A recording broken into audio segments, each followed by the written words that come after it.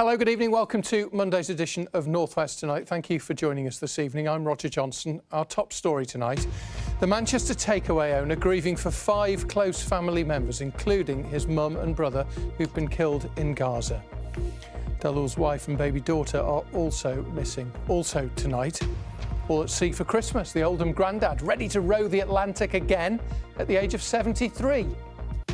Why taking a daily photo of the Lake District has landed Snapper Steve a date at the Palace. A Christmas star shines on the Isle of Man as Sandra is honoured for caring about her church community. And the beginning of a new week. What's the weather doing? Well, we're flip-flopping a little bit. Some rain overnight tonight. Join me at the end of the programme. I'll give you all the details.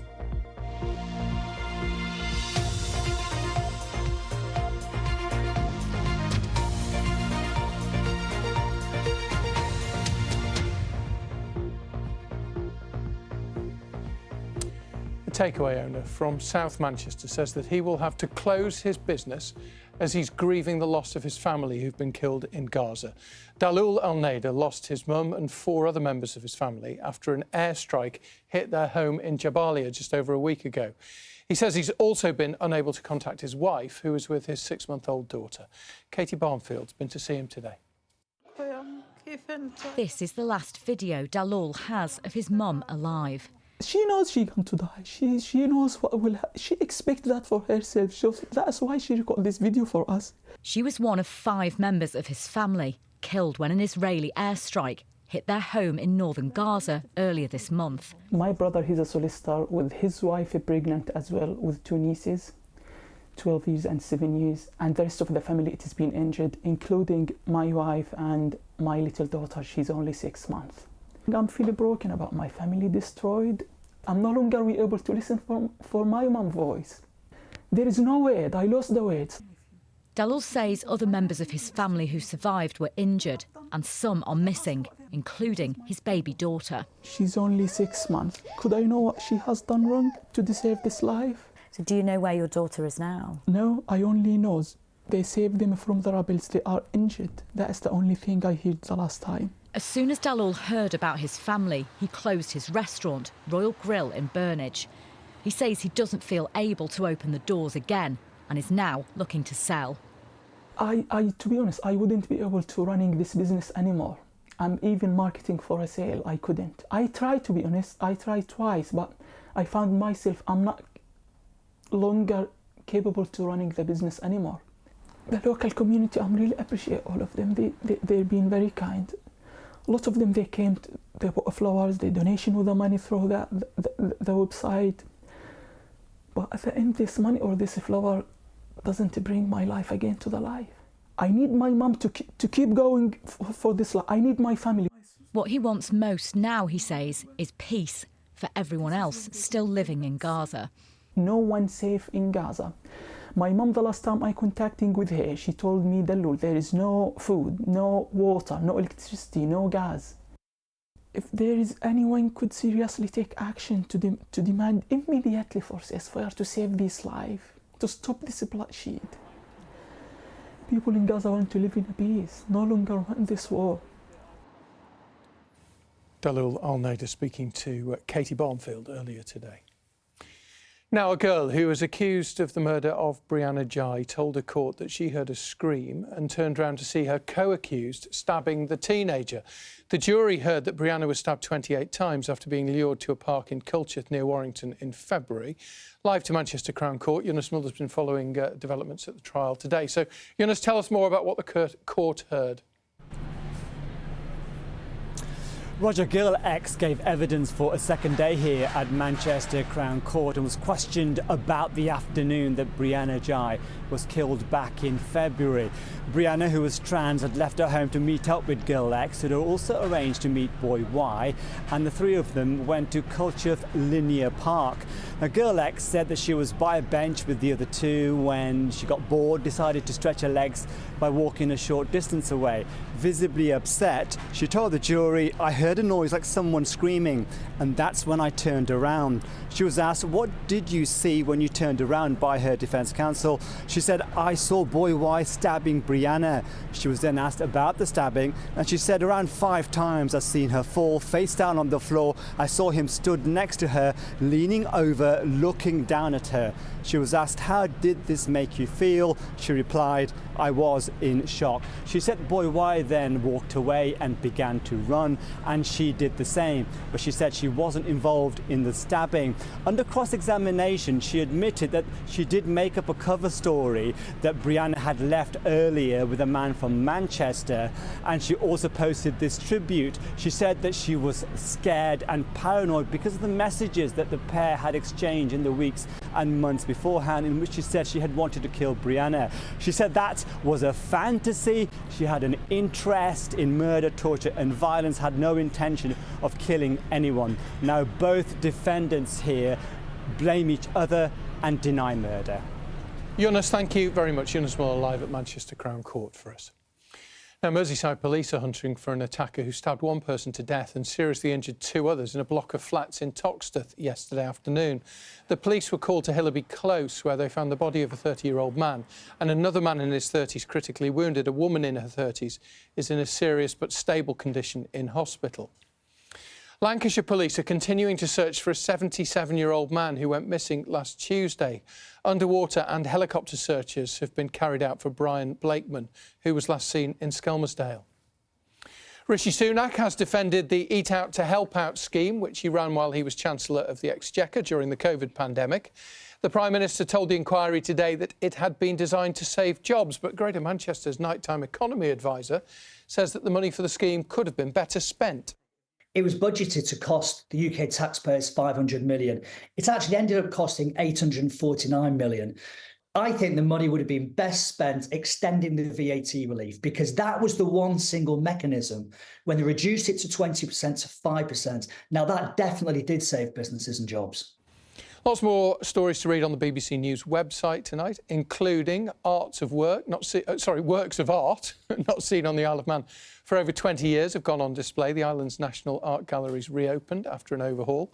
Scientists at Lancaster University say that a rare solar storms could cause rail signals to switch from red to green, slightly concerning.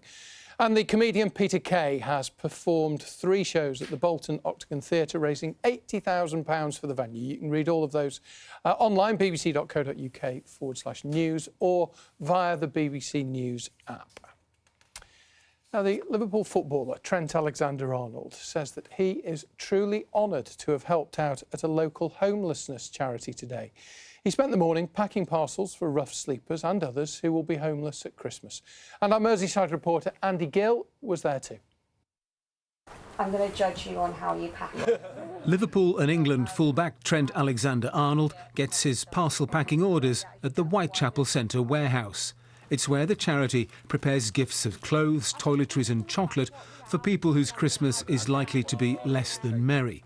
Trent asked the regional mayor how he could help. It was one that, when it was flagged, it was a no-brainer. It was one I wanted to get my face and my name behind and help as much as possible. And to be down here today and to see the amazing work that all the staff and the volunteers and all the work that goes on behind the scenes to impact people's lives on a daily basis is truly inspiring, and it's one that I'm proud to be here, and it's something that I'm truly honoured to be a part of. We know footballers are very well paid, have a very different lifestyle, but is this a problem that you were kind of really aware of? Of course, I've got friends, family, people who I care about, you know, neighbours, people who I grew up with, who Liverpool's such a tight-knit city, everyone knows everyone, you know, people who are affected by things on a daily basis. Homelessness is a growing problem in Liverpool as elsewhere. For Liverpool City Council, just the city of Liverpool, the costs have gone up from £250,000 3 years ago to £19 million this year. And they're hoping that having a Premier League footballer helping out will raise awareness. It's been really heartening, very, very encouraging that someone of his status and someone local to us will give his time and his name to something like this charity and raise the profile. To see initiatives and places like the Whitechapel Centre is something that is is truly inspiring, and it just shows the hard work that goes on in the city, and you know, we're proud to be a part of it. Jenny works with people who are sleeping on the streets. Well, some people don't get anything at all for Christmas, so, you know, just a little something, and that someone is thinking about them over the Christmas. So I think that goes a long way with some people. The cost of living crisis is causing a double problem for places like the Whitechapel Centre. More people need help, but fewer donations are coming in. These shelves that are here in our distribution centre would ordinarily be full at this time of year, full of food, full of toiletries, full of presents, but actually you'll see empty spaces. The parcels will go to rough sleepers, people who are sofa surfing, and those in emergency accommodation and hostels. Andy Gill, BBC North West Tonight, Liverpool. Fantastic good work being done by all concerned. Now, if you watch the programme regularly, you'll know that we often have amazing images in the screens behind myself, behind Annabelle, whoever's sitting here. Sometimes they come from reports, at other times they're from professional photo libraries. But I have to say, I can't recall any better than these, certainly nothing more vivid. They were all taken by Steve Watts. Now, Steve shared photos from his daily runs in the Lake District on social media during the pandemic, and they were so popular that he decided to put them all together and create a charity book. He's raised loads of money from it. But in fact, over the last 4 decades, Steve has already raised millions for good causes. And so tomorrow, he's off to receive an MBE. Congratulations to him. He's been talking to Ian Haslam.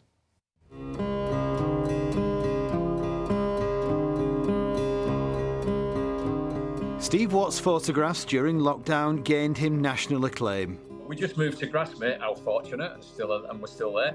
2 days before lockdown, and I run every day. And 2 days into lockdown, I decided to take a picture up at Alcock Tarn, and I wondered how I could share the beauty of the lake. I just thought of a name, COVID through the lens, and the next thing, that was it.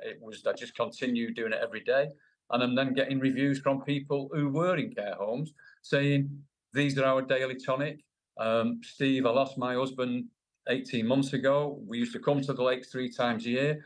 Please don't stop putting these pictures on. He didn't, and word continued to grow. Good morning from the, what should I say, the jewel in England's crown, Grasmere. This is for a lot of people that are suffering through this dreadful pandemic. The next step was to make a book of the photos. I just said if anyone could do something with all of these pictures, and so far, with the support of a local company, Lakeland, £24,000 has been handed over to the Evelina Children's Hospital, and little Tony, who has the Tony Hudson Foundation, who recently summited his first Lakeland mountain. And guide Steve was alongside Tony Hudgell for that. Tony lost both legs due to injuries inflicted on him by his birth parents. What you're doing here is outstanding. It's faster than what we all thought you were going to do. Yeah, it was emotionally, oh my word. What's happened in just taking those pictures has brought thousands of people together. Thank you for raising money for my charity. It's going to change people's perceptions on disability, what can be achieved with the right help and support. Tomorrow, Steve will receive an MBE after being named in the New Year's Honours list. From being born and bred in Colliers, and even as a Grenadier Guard, my favourite guard was Windsor Castle. To be invited to the MBE investiture tomorrow and drive down the long walk, which Her Majesty, rest in peace, ma'am, and the royal family used to drive down, and I used to present arms to her. To be able to drive down there tomorrow will be, well, very, very emotional. Ian Haslam, BBC North West Tonight. Oh, Steve, congratulations. You brought so much joy to so many people, and those pictures are absolutely sensational. Many congratulations on his MBE. So from Steve's amazing images in the screens to something else that brings a bit of Christmas cheer, it's time for the latest in this year's Christmas Stars, honouring some of the people that you've told us have made a real difference in communities across the North West this year. We've met a couple of them already. Tonight we're off to the Isle of Man to surprise a woman who's right at the heart of her community, and Ashley Tracy went to surprise her. Warden Sandra Carrison opens up Derby Church every day, but she's also been instrumental in getting permissions and funding for essential works to keep it going. We're more or less done. It's really a big moment to get to this point, which we didn't ever think we would get to. The works over the last year or so have meant the return of church services and seen the community coming back together. It really means something to her, and it means something to all of us because, You know, it's a historic church. If we lost that landmark, it would be heartbreaking. It's an opinion shared by many others from the area. It's a beautiful church. It's the centre of Derby. So, Sandra, we are here today to talk a bit about Derby Church and the work that's been going on here, but we are here for another reason as well. On behalf of BBC Northwest, tonight, I'd like to present you with the Christmas Star. This is in appreciation for all the work you've done. Anybody else would have given up. You fought on. So with heartfelt thanks from all the friends of Derby Church, congratulations. Thank you so much. That's incredible.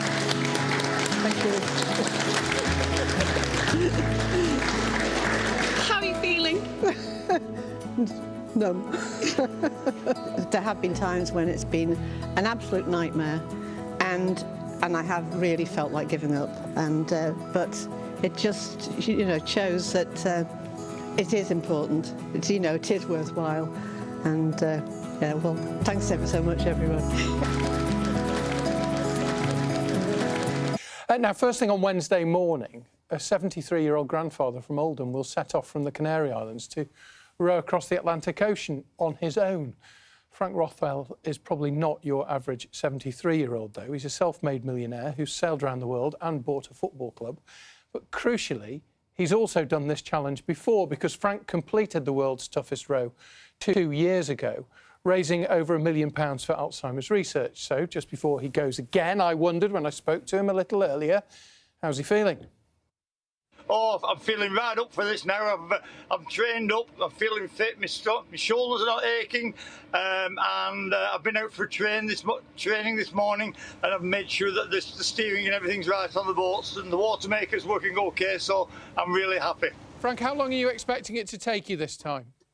Well, last time it took me 56 days, and I'm hoping to take a week off that, back down to 49 days this time. And you've got a good team behind you, I know, haven't you? Yeah, I've got a great team behind me, particularly my wife, Judith, who we've been married for 53 years, and she gives me 100% support. She's really behind what we're doing. She's had to go home now because she has been to Oldham Athletic to see the football on Saturday, but she's been here all along, and she's 100% behind me. How are you going to be keeping in touch with the scores while you're away, Frank? Oh yeah, that's no problem at all. I've got a satellite phone. I can communicate all the time, and I've got 1 million hours of satellite phone time. So I won't be keeping up with the commentaries, but I will be keeping up with me how we're doing during the games. Having done it before, what are you most apprehensive about? The thing that I'm really apprehensive is the weather, really, because it's so much an unknown. Rough weather doesn't particularly concern me, because I've had quite a bit of sailing experience, and if the weather's windy, it's likely to be in the direction I want to go, so I can go a little bit faster. But the wind in the opposite direction is a bit of a pain if that happens, because you don't want to have to roll the same piece of ocean twice. Absolutely not. And obviously you'll be away at Christmas. Have you got any little gifts on board? Are you allowed to take that, or is it too heavy? No, I've told my grandchildren, they've all had to make me a Christmas card. If there's any children listening now, the best present you can give your grandparents is a homemade Christmas card. Wow, and I've got 3 of those ready, and I can't wait to open those on Christmas Day. And you're doing it for a very good cause, Frank, like you did last time. You did it a couple of years ago. You raised £1 million for Alzheimer's research. Are you hoping to better that this time? Well, of course I'm hoping to better it, and that's my target, and we're approaching £100,000 already, and we haven't even set off yet, and so I think things are moving forward in the research for a cure for Alzheimer's, and I want to be part of that. Listen, we wish you well. Speak to us on the way across, won't you? Use some of those 1 million hours of satellite time to keep us up to date. Oh, I'd love to, but what I've got, I haven't told you about my secret weapon. Go on then, what's your secret weapon? Well, it's my boat. I've got a boat which is 1/4 of a ton lighter than everybody else's boat. And I'm hoping that because it's so light during the night time when I'm not rowing, it'll blow my boat across the ocean just like a ping pong ball rather than a tennis ball. So that's my secret weapon. But don't tell anybody. Let's hope it blows you in the right direction then. Frank, all the very best, and thank you so much for talking to us. We wish you a safe transatlantic crossing. Thank you very much indeed. God bless everybody in Manchester and Oldham while I'm away. Bye. And everywhere else. We wish Frank all the very best. Safe voyage. We'll keep up to date with him as he goes across. Can you forecast the weather in mid-Atlantic? I'd say probably quite wet, yes. Good guess. Potentially a bit stormy at times. Yeah, good bet. I'll pray for dry weather. It's amazing. Now then, I could not start this week without showing you these pictures. Jonty sent this picture in from Lytham St Anne's, taken yesterday, and he said it was one of the strangest clouds he has ever seen. Did you spot them?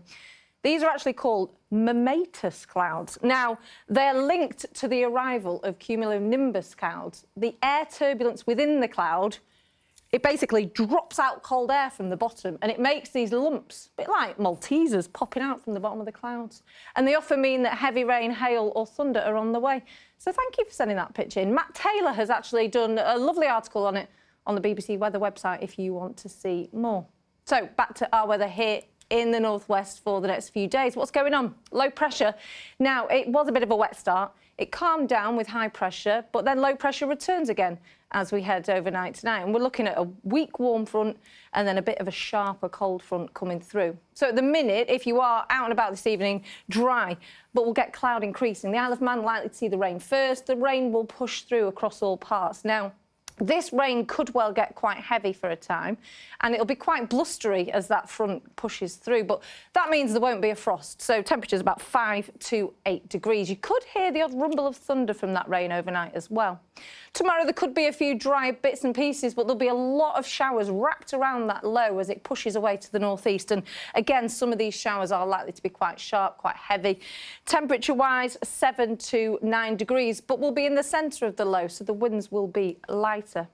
Temporarily then, we get cooler air from the northeast, but we see the milder air returning as we head towards the end of the week and into the weekend. And with high pressure building, things actually are not looking too bad for the weekend. Wednesday, it's going to brighten up. There'll be some early clouds, some showers out and about as well, but we should see plenty of sunshine developing into the afternoon. Temperature-wise, for Wednesday, we're looking at between about 4 and 6 degrees. It will be a cool-feeling day with clear skies overnight into Thursday. So we get down to about freezing, touch of frost. There'll be some rain around, brightening later, and then relatively calm as we go into the weekend, Roger. So someone called Tracy's just sent us an email, tweet rather, saying, why are there no Christmas trees on display in the studio? What? You've got one over there. What a massive one, Tracy. I've got one here. You are big, Rog. Maybe you're blocking it, you know. Yeah, look I at can that. fit on top. Someone's lobbed a cracker halfway up this one. It's just got stuck. Definitely not. Sorry, Gay. I'm looking at the fairy, the It's a shell. little shell, isn't it? It's very nice. What's that? How are your trees doing? Mine looks like a Not decorated his tree. Not badly made decorated. bed if I do it. Thankfully, Mrs. Askham does. Yes, mine hasn't got anything on it yet. Thanks for watching. Have a good night. See you, bye.